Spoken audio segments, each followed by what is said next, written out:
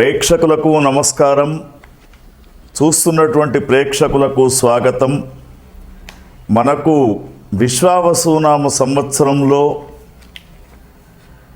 రాహువు కేతువు రెండు గ్రహాలు కూడా ఈ మే 18వ తేదీ నుండి గ్రహ సంచారం అనేది జరుగుతూ ఉంది. ఒక్కొక్క రాశిలో రాహువు కేతువుల యొక్క సంచారం జరిగినప్పుడు మరి ఏ విధంగా ఉంటుంది, ఎటువంటి శ్రద్ధ తీసుకోవాలనే విషయాన్ని మనం ఇప్పుడు చూద్దాం. సూర్యారిష్టేతు సంప్రాప్తే సూర్యపూజాంచ కారయేత్ సూర్యధ్యానం ప్రవక్ష్యామి ఆత్మపీడోపశాంతయే. చూస్తున్నటువంటి ప్రేక్షకులకు స్వాగతం. విశ్వావసునామ సంవత్సరంలో సింహరాశి జాతకులకు రాహుకేతుల యొక్క సంచారం అనేది ఈ 18వ తేదీ నుండి మారుతూ ఉంది. కాబట్టి మరి రాహుకేతుల యొక్క స్థానాన్ని అనుసరించి వీరు ఏ విధమైనటువంటి జాగ్రత్తలు వహించాలనే విషయాన్ని చూద్దాం. ముఖ్యంగా రాహుగ్రహం 3, 6, 11 స్థానాలలో, కేతుగ్రహం 3, 6, 11 స్థానాలలో శుభ ఫలితాలను ఇస్తూ ఉంటాడు. మరి దాన్ని గమనించినప్పుడు సింహరాశి వారికి ఇక్కడ ప్రస్తుతము 18వ తేదీ నుండి 7వ స్థానంలో రాహుగ్రహం, జన్మంలో కేతుగ్రహం 1వ స్థానంలో అనేది కనబడుతూ ఉంది. మరి ఎప్పుడైతే రాహువు యొక్క స్థానం 7వ స్థానంలో ఉంటాడో వీరికి అనుకోనటువంటి విషమ పరిస్థితులు ఎదురయ్యే అవకాశం కనబడుతూ ఉంది. అనుకోనటువంటి ఆత్మగౌరవం కోల్పోతూ ఉంటారు.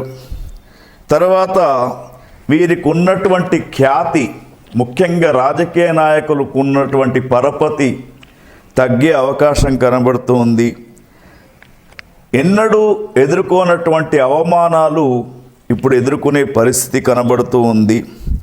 తర్వాత ఇతరులతో మాట పెరిగి విభేదాలు వచ్చే అవకాశం కూడా కనబడుతూ ఉంది.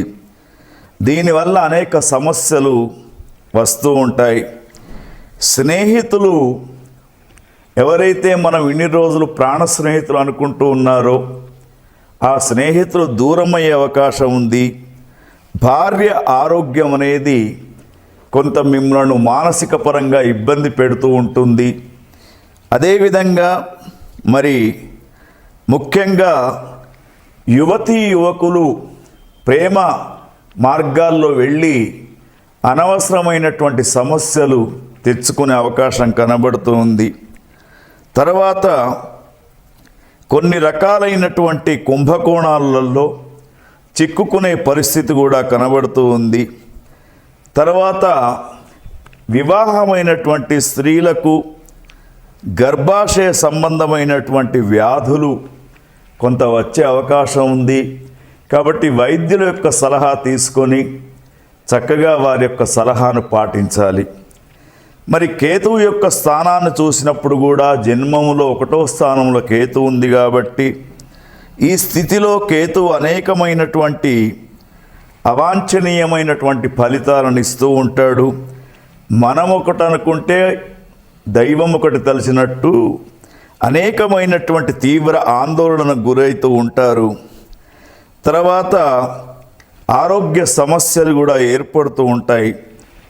ఆస్తి నష్టం అనేది తెలియకుండానే జరిగిపోతూ ఉంటుంది. ముఖ్యంగా అగ్ని ప్రమాదాలతో చాలా జాగ్రత్తగా ఉండాలి.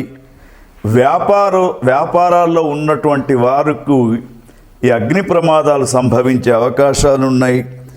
అదేవిధంగా ముఖ్యంగా మరి కేతువు జ్ఞానానికి చిహ్నం అని చెప్పుకుంటాం. కానీ ఆ జ్ఞానవంతుడైనటువంటి కేతువు మీకు జన్మంలోకి రావడంతో కొంత ఇబ్బంది పరిస్థితులు ఏర్పడుతూ ఉన్నాయి. భగవంతుని యొక్క భక్తి భావనతో ముఖ్యంగా సింహరాశి వారు జగన్మాత అయినటువంటి దుర్గా దేవి యొక్క ఆరాధనను మీరు తప్పకుండా చేస్తే మీకు అనుకూలమైనటువంటి పరిస్థితులు ఏర్పడుతూ ఉంటాయి. ఓం తత్సత్. మనకున్నటువంటి ద్వాదశ రాశుల వారికి రాహుకు కేతుకు సంబంధించినటువంటి దోష నివారణకు అందరూ కూడా ఒక సామూహికమైనటువంటి పరిష్కారం చేసుకోవచ్చు. ఎందుకంటే ఈ శ్లోకాన్ని ప్రతిరోజు కూడా చదువుకోవాలి. ఉగ్రం వీరం మహావిష్ణుం జ్వలంతం సర్వతోముఖం నృసింహం భీషణం భద్రం మృత్యోర్మృత్యుం నమామ్యహం అనే శ్లోకాన్ని అందరూ కూడా చదువుకోవడంతో పాటు ఈ 22వ తేదీన వస్తున్నటువంటి వైశాఖ బహుళ దశమి హనుమత్ జయంతి వస్తూ ఉంది. ఎవరికైతే రాహుకేతు గ్రహాలు చక్కగా లేవో, 12 రాశులలో ఒకరికి రాహు బాగా ఉంటే ఒకరికి కేతువు బాగా లేడు. కాబట్టి 12 రాశులకు సంబంధించినటువంటి అందరూ కూడా 22వ తేదీ తప్పకుండా ఆంజనేయ స్వామి వారి యొక్క పూజాది కార్యక్రమాలు, ఆకు పూజ కావచ్చు, లేదా చందనము పూయడం కావచ్చు, వడల పేర్లు వేయడం కావచ్చు, లేదా 5 అరటిపండ్లు నైవేద్యం సమర్పించడం తప్పకుండా చేయాలి.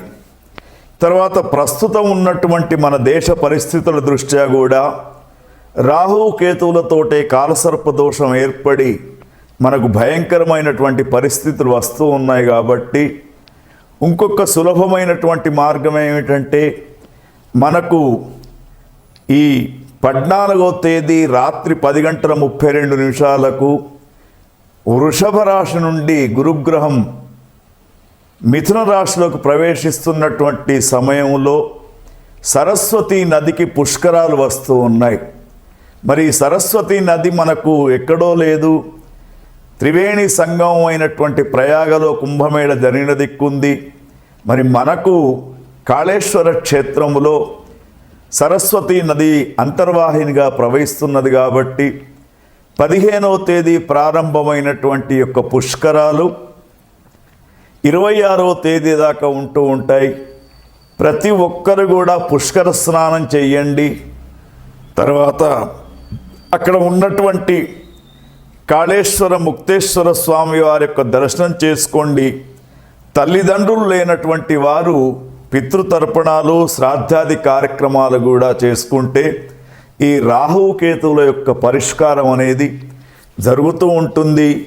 రాహుకేతువులు ముఖ్యంగా రాహుకేతువులు ఏమిటంటే ఛాయాగ్రహాలుగా చెప్పినా కూడా గ్రహణం ఏ విధంగా అయితే పీడిస్తూ ఉంటుందో వీళ్ళు ఆ విధంగా పీడిస్తూ ఉంటారు. కాబట్టి మరి తప్పకుండా ఇప్పుడు మేము చెప్పినటువంటి 2 పరిష్కారాలు మరి ఏదైతే ఉందో సరస్వతి పుష్కర స్నానం లేదా ఆంజనేయ స్వామి వారి యొక్క ఆరాధన తప్పకుండా మీరు చేసుకుంటే రాహుకేతువులు చాలా అనుకూలంగా ఉంటారు.